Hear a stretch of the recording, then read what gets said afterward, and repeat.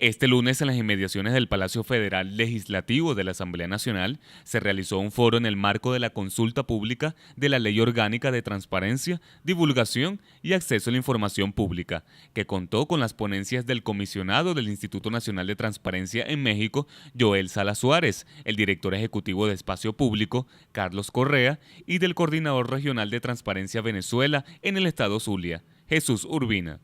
La bienvenida al evento estuvo a cargo del segundo vicepresidente de la Asamblea Nacional y presidente de la comisión mixta encargada de la mencionada ley, el diputado Simón Calzadilla.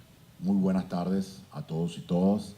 Muchísimas gracias por asistir a esta sesión de trabajo, una sesión más de trabajo de la comisión mixta que tiene la responsabilidad de presentar el informe final para la segunda discusión del proyecto de ley orgánica para la divulgación, acceso y a la información pública. De modo que Venezuela pueda tener a mano un instrumento extraordinario para empezar a desarrollar y profundizar una ley en el que sería el punto de quiebre, en el que sería la gran oportunidad para los venezolanos para redimensionar la función, el papel y lo que debemos asumir el ciudadano de nuestro país en una democracia. La ley de transparencia, en el fondo, lo que nos permite es ubicar en su justo lugar el papel y la condición del ciudadano en este sistema político. Y entender que hay que invertir los papeles. Que el que gobierna no es el que está en el gobierno, sino que el que gobierna es el que designa a sus representantes en las instituciones públicas. Y como tal, todas nuestras actuaciones se deben y deben ser del conocimiento del jefe en una democracia, que es el que detenta la soberanía, que es el pueblo venezolano. Una ley de acceso a la información pública de alguna manera aborda una reconfiguración de la relación entre el Estado y la sociedad, o entre la sociedad y el Estado. Es decir, nosotros somos uno de los 3 países de la región que no tiene ley de acceso a la información.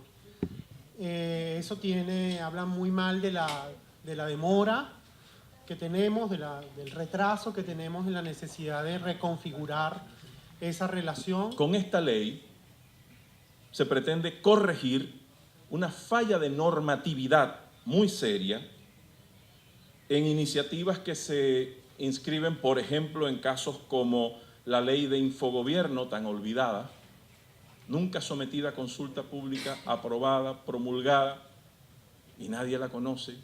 Ni siquiera el propio Estado venezolano la pone en práctica. Crea un órgano para establecer los estándares de la documentación informativa entre las instituciones de la administración pública en todos los poderes del Estado, que jamás se creó. Esta normativa es del año 2013 y tiene esa falencia grave, primero de que los propios funcionarios del Estado no la conocen. Hay algunos elementos allí incluso relacionados con transparencia y con acceso a la información pública. Y la opacidad campante es la mejor prueba de que esa ley ni se ha querido instrumentar, ni es suficiente mecanismo, no es suficiente músculo normativo para establecer las condiciones que con la ley orgánica de transparencia, divulgación y acceso a la información pública es posible introducir en el escenario del Estado venezolano. Quisiera iniciar con una pregunta que creo que es muy pertinente, una reflexión que es indispensable, y preguntarles cuál es el objetivo o qué es lo que desean lograr con esta iniciativa de ley que están impulsando. Y sí voy a ser muy claro, lo dije hace rato en los medios, espero que no se me malinterprete, este tipo de leyes, si salen por consenso de todas las fuerzas políticas, nacen con una gran legitimidad de origen. Ojalá que en su momento, cuando se pueda deliberar en la Cámara, salga por unanimidad. Y la pregunta es, ¿qué es lo que están buscando los venezolanos con una iniciativa de este tipo? ¿Fomentar la rendición de cuentas? ¿Combatir la corrupción? ¿Facilitar e impulsar la participación cotidiana de la ciudadanía en los asuntos públicos? Nos acostumbramos a votar y esa era nuestra forma como participábamos políticamente. O bien, simple y sencillamente intentar generar confianza en las instituciones públicas. Por su parte, la directora ejecutiva de Transparencia Venezuela, Mercedes de Freitas, al cerrar el evento reiteró que año tras año se ha ido construyendo una institucionalidad de opacidad que les ha ido quitando los derechos a los ciudadanos.